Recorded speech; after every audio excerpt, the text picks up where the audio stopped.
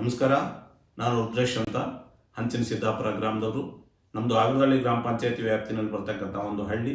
ಈ ಹಳ್ಳಿನಲ್ಲಿ ನಾನು ಹುಟ್ಟಿ ಬೆಳೆದಿದ್ದು, ನಾನು ಮತ್ತೆ ಇಲ್ಲಿ ವಾಸ ಮಾಡ್ತಕ್ಕಂತಹದ್ದು. ನಮ್ಮದು ಮೂಲತಃ ಕೃಷಿ ಕುಟುಂಬ. ನಮ್ಮ ತಂದೆಯವರು ಸಹ ಕೃಷಿಕರಾಗಿದ್ದಂಥವರು MK ಶಿವಪ್ಪ ಅಂತ. ಅವರು ಸಹ ಒಂದು ರಾಜಕಾರಣದಲ್ಲಿ ಸಣ್ಣ ಮಟ್ಟಿನ ಕಾರ್ಯಕರ್ತರಾಗಿದ್ದರು. ಅದರ ನಂತರ ನಾನು ನನ್ನ ವಿದ್ಯಾಭ್ಯಾಸವನ್ನು ಮುಗಿಸ್ಕೊಂಡು ಹಳ್ಳಿನಲ್ಲಿ ಬಂದು ನಾನು ರಾಜಕಾರಣಕ್ಕೆ ಬರ್ತೀನಿ. ಇಲ್ಲಿ ನಾನು ಬಂಗಾರಪ್ಪನವರ ಆದರ್ಶಗಳನ್ನು ತುಂಬ ಮೆಚ್ಚಿಕೊಂಡಿದ್ದರಿಂದ ಅವರ ಪಕ್ಷದ ಜೊತೆ ನಾನು ಸಂಪರ್ಕ ಬೆಳೆಯುತ್ತೆ. ಆಗ KCPನಲ್ಲಿ ನಾನು ಸಂಘಟನಾ ಕಾರ್ಯದರ್ಶಿಯಾಗಿ ಗುರುತಿಸ್ಕೊಳ್ತೀನಿ. ಅದರ ನಂತರ ನಾನು ಬಂಗಾರಪ್ಪನವರು ಮತ್ತು ಕಾಂಗ್ರೆಸ್ ಪಕ್ಷ ವಿಲೀನ ಆದಾಗ ನಾವು ಕಾಂಗ್ರೆಸ್ ಪಕ್ಷದಲ್ಲೇ ಉಳ್ಕೊಳ್ತೀವಿ. ಆದರೆ ಬಂಗಾರಪ್ಪನವರ ಸಹವರ್ತಿಯಾಗೇ ನಾವು ಮುಂದುವರಿತೀವಿ. ಅದರ ನಂತರ ನಾನು ರಾಜಕಾರಣದಲ್ಲಿ ನನ್ನ ಎಲ್ಲ ಮಜಲುಗಳನ್ನೆಲ್ಲ ಜನರ ಜೊತೆ ಬೆರೆತು ನನ್ನ ಸಾಮಾಜಿಕ ಸೇವೆಗಳಿಗೋಸ್ಕರ ನಾನು ಹುಡುಕಾಟ ನಡೆಸ್ತಾ ಇರ್ತೇನೆ. ಅದರ ನಂತರ ನಾನು ಮದುವೆಯಾಗಿ ಗೃಹಸ್ಥನಾದ ಮೇಲೆ 2005-6ರಲ್ಲಿ ನನ್ನ ಧರ್ಮಪತ್ನಿಗೆ ಗ್ರಾಮ ಪಂಚಾಯತಿ ಚುನಾವಣೆಯಲ್ಲಿ ಹಂಚಿನ ಸಿದ್ದಾಪುರ ಜನ ತುಂಬ ಹೃದಯದಿಂದ ಆಶೀರ್ವದಿಸಿ ಅವನು ಉಪಾಧ್ಯಕ್ಷನಾಗಿ ಕೂಡ ಮಾಡ್ತಾರೆ. ಅದರ ನಂತರ 2009ರಲ್ಲೂ ಸಹ ನನ್ನ ಮೀಸಲಾತಿ ಅನ್ವಯದಲ್ಲಿ ನನ್ನ ಧರ್ಮಪತ್ನಿಗೆ ಹಾವೇರಿ ಜಿಲ್ಲಾ ಪಂಚಾಯತಿಯಿಂದ ಕಾಂಗ್ರೆಸ್ ಪಕ್ಷದಲ್ಲಿ ಟಿಕೆಟ್ ಕೊಡ್ತಾರೆ. ಅಲ್ಲಿಯೂ ಸಹ ನಾನು ತುಂಬ ಜನರ ಜೊತೆ ಒಡನಾಟ ಇದ್ದಿದ್ದರಿಂದ ಅವತ್ತಿನ ಕಾರ್ಯಕರ್ತರು ನನ್ನನ್ನು ಕೈ ಹಿಡಿದು ಹಣ ಇಲ್ಲ, ಜಾತಿ ಇಲ್ಲ ಅನ್ನೋ ಭಾವನೆಯೇ ಬರೆದ ಹಾಗೆ ನನ್ನನ್ನು ಬೆಳೆಸ್ತಾರೆ. ಕೆಲವೇ ಮತಗಳ ಅಂತರದಲ್ಲಿ ನಾನು ಸೋಲನ್ನು ಕಾಣಬೇಕಾಗ್ತದೆ. ಆದರೆ ಆವತ್ತು ಆ ಸೋಲೆ ನನ್ನ ಗೆಲುವಿನ ಮೆಟ್ಟಿಲಾಗುತ್ತೆ. ಅದು ನನಗೊಂಥರ ಸ್ಫೂರ್ತಿ ಆಗುತ್ತೆ. ಜನ ನಮ್ಮ ಜೊತೆಗೆ ಇದ್ದಾರೆ ಅಂತಕ್ಕಂತಹ ಬಲವಾದ ನಂಬಿಕೆ ಬರುತ್ತೆ. ಆ ನಂಬಿಕೆ ಮೇಲೆ ನಾನು ರಾಜಕಾರಣ ಮಾಡ್ಕೊತ ಬರ್ತಾ ಇದ್ದೇನೆ. ಹೊಳೆಹೊನ್ನೂರು ಬ್ಲಾಕ್ ಕಾಂಗ್ರೆಸ್ಸು ಉಪಾಧ್ಯಕ್ಷನಾಗಿ ಸೇವೆ ಸಲ್ಲಿಸಿದೆ. ಈಗ ಹಾಲಿ ಖಜಾಂಚಿಯಾಗಿ ಸೇವೆ ಸಲ್ಲಿಸ್ತಾ ಇದ್ದೇನೆ. ಅದರ ನಂತರ ನಾನು ಸೊಸೈಟಿ ಸಹಕಾರ ಸಂಘಗಳ ಮುಖ ಮಾಡಿದಾಗ ತೋಟೋತ್ಪನ್ನ ಮತ್ತು ಧಾನ್ಯ ಬೆಳೆಗಳ ಮಾರಾಟ ಸಹಕಾರ ಸಂಘದಲ್ಲಿ ಅಧ್ಯಕ್ಷನಾಗಿ ಕಾರ್ಯನಿರ್ವಹಿಸ್ತಾ ಇದ್ದೇನೆ. ಹಾಲಿ ಕೃಷಿ ಪತ್ತಿನ ಸಹಕಾರ ಸಂಘದಲ್ಲಿ ನಮ್ಮ ಆಗರದಳ್ಳಿಯ ನನ್ನ ತಂದೆಯ ಕಾಲದಿಂದಲೂ ಸಹ ನಮ್ಮ ಮನೆತನಕ್ಕೆ ಬಹಳ ಬೇಕಾದಂಥವರು ಚನ್ನಬಸಪ್ಪನವ್ರ ಮಗ ಹನುಮಂತು ಅವರು ಅಧ್ಯಕ್ಷರಾಗಿ, ಅವರು ಸಹ ತುಂಬ ಹೃದಯದಿಂದ ನಮ್ಮ ಎಲ್ಲ ಕಾರ್ಯಕ್ರಮಗಳಿಗೆ ಒತ್ತಾಸೆಯಾಗಿ ನಿಂತು ನಮ್ಮನ್ನು ಉಪಾಧ್ಯಕ್ಷನಾಗಿ ಸಹಾಯ ಕೆಲಸ ಮಾಡ್ತಾ ಇದ್ದೇನೆ. ನೀರು ಬಳಕೆದಾರ ಸಹಕಾರ ಸಂಘದಲ್ಲಿ ಸಹ ನಿರ್ದೇಶಕನಾಗಿ ಕೆಲಸ ಮಾಡ್ತಾ ಇದ್ದೇನೆ.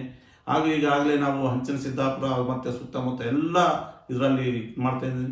ಬಗರುಕುಂ ಕಮಿಟಿಯಲ್ಲಿ ನಮ್ಮ ಮಲ್ಲಯ್ಯನವರು ಅಧ್ಯಕ್ಷರಾಗಿ, ಗುಡುಂಗಟ್ಟೆ ಮಲ್ಲಯ್ಯನವರು ಅಧ್ಯಕ್ಷರಾಗಿ, ಬೈನಳ್ಳಿ ಬಸವರಾಜರವರು, ಎಡೆಹಳ್ಳಿ ನಾಗರತ್ನ ಅವರು ಸಹ ನಿರ್ದೇಶಕರಾದಂತಹ ಸಂದರ್ಭದಲ್ಲಿ 1,500 ಸಾಗುವಳಿ ಪತ್ರಗಳನ್ನು ನಾವು ಕಾಗೋಡು ತಿಮ್ಮಪ್ಪನವರ ಮುಖಾಂತರ ಹಾವೇರಿನಲ್ಲಿ ಸಮಾರಂಭ ನಡೆಸಿ ಅಲ್ಲಿ ಕೊಡ್ತೀವಿ.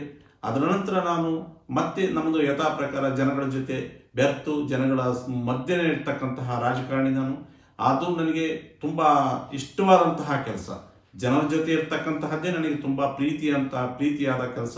ಹೀಗೆ ನಾವು ಅನೇಕ ಕೆಲಸ ಕಾರ್ಯಗಳಲ್ಲಿ ನಮ್ಮ ಹನುಮಂತಾಪುರದಲ್ಲಿ ಬಸವರಾಜಪ್ಪನವರು ಸಹ ಆಶೀರ್ವಾದದಿಂದಲೂ ಸಹ ನಾವು ತುಂಬ ಕೆಲಸ ಮಾಡಿದ್ದೇವೆ.